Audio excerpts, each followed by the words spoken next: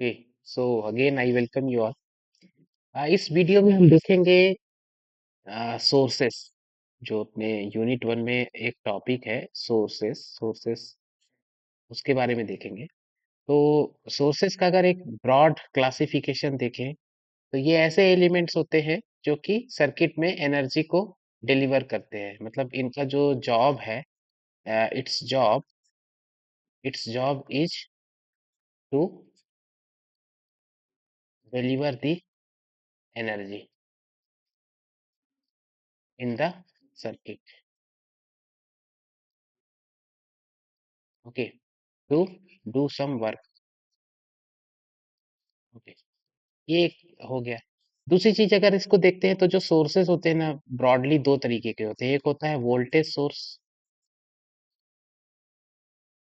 और एक होता है करंट सोर्स। वोल्टेज सोर्स का जो एग्जांपल है, जैसे कि अपनी बैटरी वगैरह हो गई, है ना, अपना जनरेटर्स हो गया। ऐसे कुछ एग्जांपल्स हैं जो वोल्टेज सोर्स के हैं। और करंट सोर्स का देखें तो देखो, करंट सोर्स अगर देखा जाए तो it is not practically available, not physically desirable, realizable, but sometimes जो इलेक्ट्रॉनिक डिवाइसेस होती हैं जैसे कि बीजेटी हो गया, ओपेम्प हो गया, इनको आप as a current source use कर सकते हो स्पेशल केसेस में। ओके, अगर इस वोल्टेज सोर्स के सिंबल की बात करें तो डीसी वोल्टेज सोर्स का ये सिंपल सा सिंबल होता है, और इस करंट सोर्स के सिंबल की बात करें तो ये एक सर्कल के अंदर ऐसे ही आपको एक एरो बनाना है। यहाँ लिखना है आई और यहाँ प्लस माइनस करके लिख देना है बीडीसी। ये हो गया, ये सोर्सेस हो गया। ठीक है, वोल्टेज सोर्स हो गया, करंट सोर्स हो गया। वोल्टेज सोर्स का एग्जांपल हो गया बैटरी, हो गया जनरेटर, हो गया अपने पीवी सेल्स होते हैं, सोलर पैनल्स वगैरह होते हैं, वोल्टेज सोर्स वगैरह है। ठीक है, अभी इसके बाद इसमें दो तीन क्लासिफिकेशंस और आते हैं।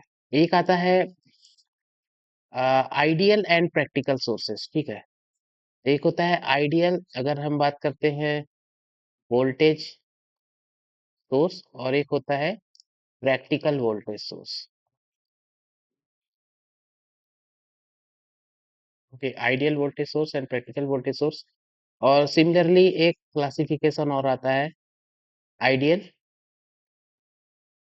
Current source and practical current source. Okay, इसके बाद एक क्लासिफिकेशन आपका आता है जो हर साल एग्जाम में पूछा जाता है, वो है independent and dependent sources. Independent and dependent sources. ठीक है, तो सबसे पहले बात करते हैं आइडियल सोर्सेस की। वोल्टेज या करंट कुछ भी है, मैंने ऐसे लिख दिया क्या, आइडियल सोर्स। इसका क्या होता है?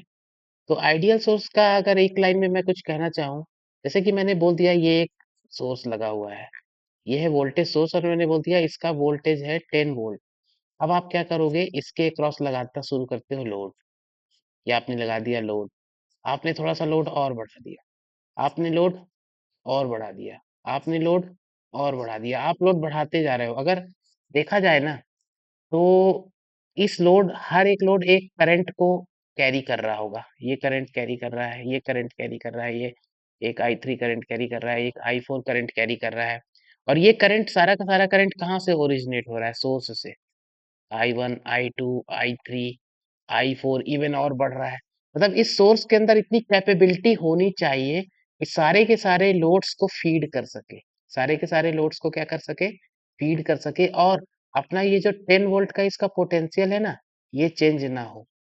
ओके, तो ये सारी की सारी बात को अगर मैं एक लाइन में कहना चाहूँ तो आइडियल सोर्स क्या होते हैं?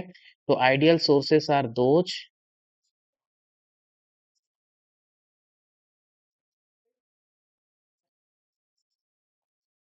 which are having the capability of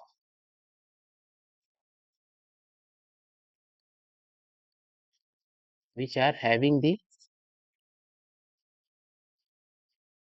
capability of infinite internal amplification. ये वर्ड बहुत ही अच्छा वर्ड है, इनफाइनाइट इंटरनल एम्प्लीफिकेशन। मतलब irrespective of any loading conditions.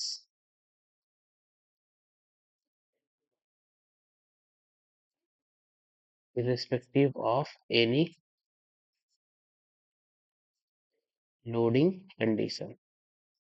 ठीक है, मतलब अगर ये 10 वोल्ट का है तो चाहे इसमें आप कितना भी लोड लगा दो, इसके अक्रॉस वोल्टेज 10 वोल्ट ही होना चाहिए। और अगर इस आइडियल वोल्टेज सोर्स, ये बेसिकली जो मैंने बोल दिया, ये जो आइडियल वोल्टेज सोर्स है, अगर मैं इसकी वी आई कैरेक्टरिस्टिक बनाता हूँ, तो इसका सिंपल सा मतलब है ये जो वी है ना, ये आई से इंडिपेंडेंट है। चाहे आई कितना भी बढ़ जाए, वी मेरा फिक्स ही रहेगा। अगर ये वी रेटेड है, लेट से ये वी रेटेड है, इरिस्पेक्टिव ऑफ चाहे आई जीरो हो या आई की कुछ भी वैल्यू हो, आई फुल लोड हो, मेरा वी कितना होगा, रेटेड पे ही रहेगा। ये ग्राफ आप देख रहे हैं, ये आइडियल वोल्टेज सोर्स है।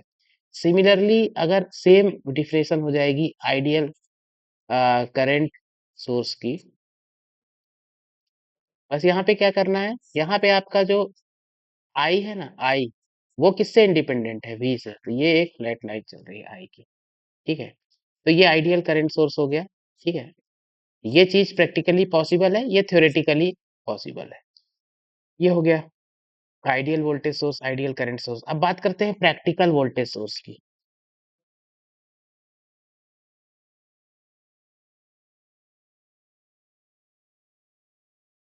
तो इसमें कुछ नहीं है, अभी तक हम सोर्स को कुछ इस तरीके से बनाते थे, ये एक सिंबल है सोर्स का। तो अगर मैं बोलता हूँ ये सोर्स है और इसका इंटरनल रेजिस्टेंस, जो कि मैंने अभी तक नहीं इंट्रोड्यूस किया था, अब कर रहा हूँ, वो है आर इन। ये क्या है, ये बैटरी का सोर्स वोल्टेज है वी, ये बैटरी के टर्मिनल से ए और बी, और ये आर एन क्या है, आर एन है इसका इंटरनल रेजिस्टेंस। क्या है ये, इंटरनल रेजिस्टेंस। तो अगर मैं बात करता हूँ आइडियल के केस में, आइडियल के केस में तो आर इन की वैल्यू क्या थी, जीरो। और अगर बात करते हैं प्रैक्टिकल के केस में, तो आर इन की वैल्यू क्या है, non zero and very small, बहुत कम है, बहुत लेस वैल्यू है। बस प्रैक्टिकल वोल्टेज सोर्स का यही है कि इसमें क्या हो रहा है, एक इंटरनल रेजिस्टेंस वोल्टेज सोर्स के साथ कनेक्टेड है इन सीरीज। तो अगर इसको आपको रिप्रेजेंट भी करना है तो आर इन जो है इंटरनल रेजिस्टेंस है इन सीरीज विथ वी।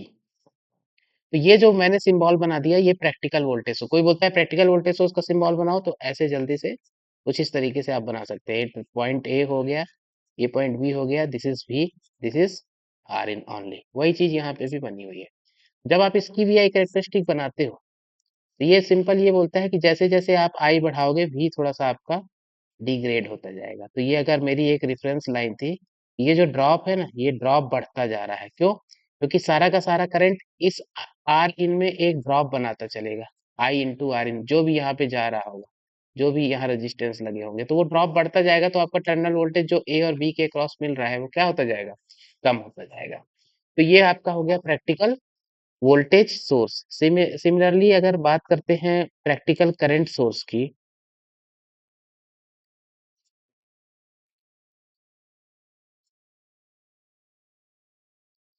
तो देखो करंट सोर्स का सिंबल होता है कुछ इस तरीके का। ये है अभी आइडियल करंट सोर्स। ओके, अब इसको प्रैक्टिकल बनाना है तो मैंने क्या कर दिया, इसका एक इंटरनल रेजिस्टेंस लगा दिया, आर इन, और ये था आई, और ये हो गए दो टर्मिनल मेरे ए और बी।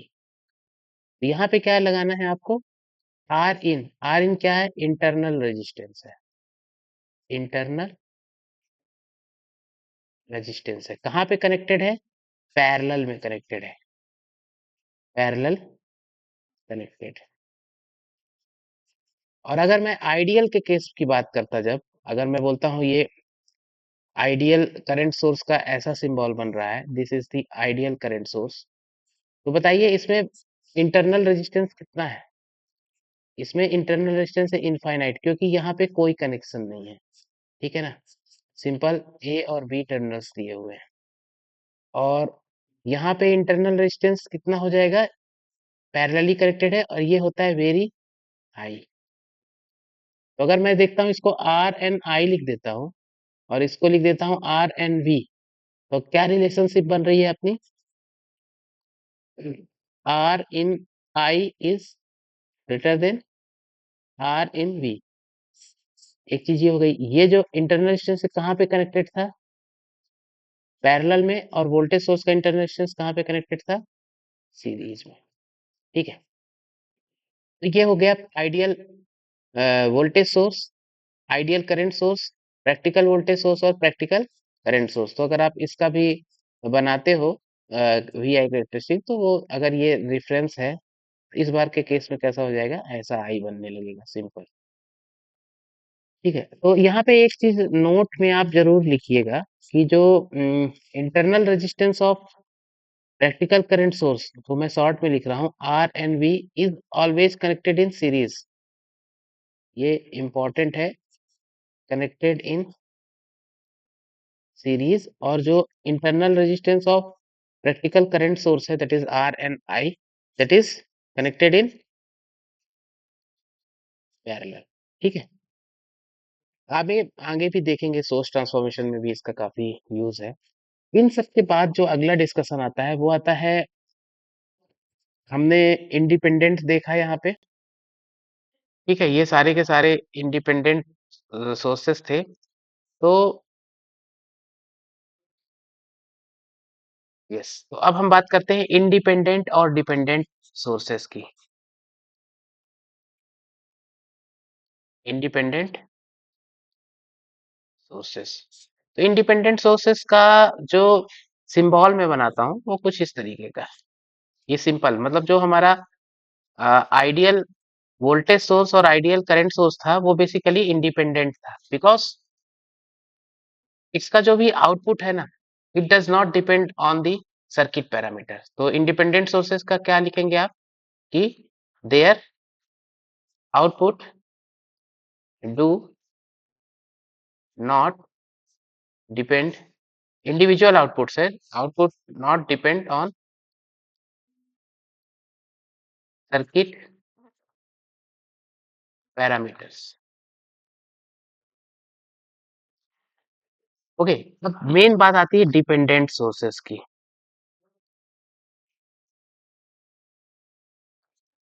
डिपेंडेंट सोर्सेस में क्या है, देखो इसका सिंबल देखो अच्छे से। अगर डिपेंडेंट वोल्टेज सोर्स है तो इसके सिंबल कुछ इस तरीके का सिंबल आपको देखने को मिलता है। अगर प्लस माइनस है, और दूसरा आपको मिलेगा एक एरो के फॉर्म में, एरो के फॉर्म में। इसको आप बोलेंगे क्या? डिपेंडेंट वोल्टेज सोर्स, और इसको क्या बोलेंगे? Dependent current source. ये डिपेंडेंट वोल्टेज सोर्स है, डिपेंडेंट करंट सोर्स है। अब लेट्स से कि मैं एक सर्किट बनाता हूँ, इस सर्किट में कई सारे एलिमेंट्स लगा दिए मैंने।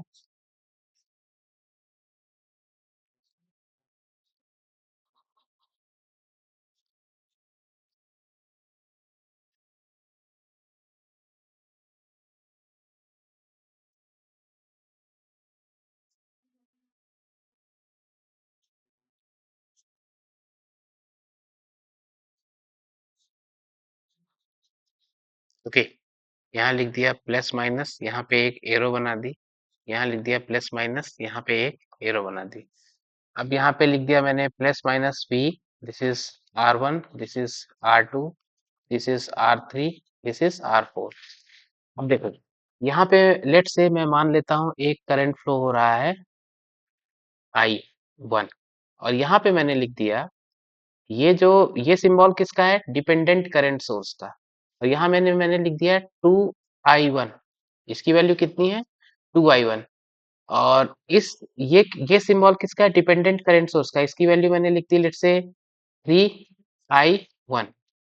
अब लेट से मैं मान लेता हूं कि यहाँ पे एक वोल्टेज ड्रॉप हो रहा है इस R2 के क्रॉस, वो वोल्टेज ड्रॉप है V2। और यहाँ पे मैंने लिख दिया लेट से समथिंग 4 V2, 4V2। और यहाँ पे मैंने लिख दिया समथिंग 5V2। अब आप समझो अच्छे से, सारी चीजों को समझो। ये वाला जो बात हो रही थी, ये वाली जो पहला वाला बात हो रहा था, इसको आप क्या बोलोगे? तो आपने प्लस माइनस देख लिया, एक स्क्वायर बॉक्स के अंदर देख लिया, तो आपने बोल दिया कि ये जो लेट से इसका नाम मैंने दे दिया फर्स्ट है, ये जो फर्स्ट वाला था आपका सोर्स, उसको क्या बोलोगे? डिपेंडेंट वोल्टेज सोर्स तो बोलोगे, लेकिन किस पे डिपेंड कर रहा है? इस सर्किट में एक करंट फ्लो हो रहा है I1, उस पे डिपेंड कर रहा है, तो हम इसको बोलेंगे करंट डिपेंडेंट वोल्टेज सोर्स। क्या बोलेंगे? Current dependent voltage source. इसके बाद आप इसको देखो, मान लो ये कोई दूसरा डिपेंडेंट सोर्स है, ये आपको एक बॉक्स के अंदर एरो दिख रही है, मतलब ये जो एरो के कारण ये क्या हो गया, ये हो गया डिपेंडेंट करंट सोर्स। लेकिन किस पे डिपेंड कर रहा है? इस सर्किट के R2 ब्रांच के अक्रॉस कुछ वोल्टेज है, वो वोल्टेज है V2, उसका 4 टाइम्स है ये, तो आप क्या बोलोगे? Voltage dependent current source. Similarly आपने इसको ले लिया यहाँ पे, इसको अब मैं क्या बोल रहा हूँ, प्लस और माइनस देख के आपको क्या बोलना है। अगर इसको नंबर दे दिया मैंने 3, तो जो 3 वाला था, तो प्लस और माइनस देख के आपको क्या बोलना है, ये डिपेंडेंट वोल्टेज सोर्स है, लेकिन किस पे डिपेंड कर रहा है? इसी सर्किट के R2 ब्रांच में कोई वोल्टेज V2 है, उसका 5 टाइम्स है, तो ये वोल्टेज पे डिपेंड कर रहा है, तो क्या बोलेंगे? Voltage dependent voltage source. Similarly number 4 पे अगर मैं इसको लेता हूं, ये कैसा सोर्स है? एरो बना हुआ है, मतलब डिपेंडेंट करंट सोर्स है, तो ये डिपेंडेंट करंट सोर्स है, और किस पे डिपेंड कर रहा है? इसी सर्किट की किसी ब्रांच में कोई करंट I1 फ्लो हो रहा है, उसका 3 टाइम्स है, तो आप क्या बोलेंगे? Current dependent current source. Dependent current source के में आप क्या लिखेंगे कि इसका जो आउटपुट है, it's output depends on the circuit parameters. Circuit parameters, okay.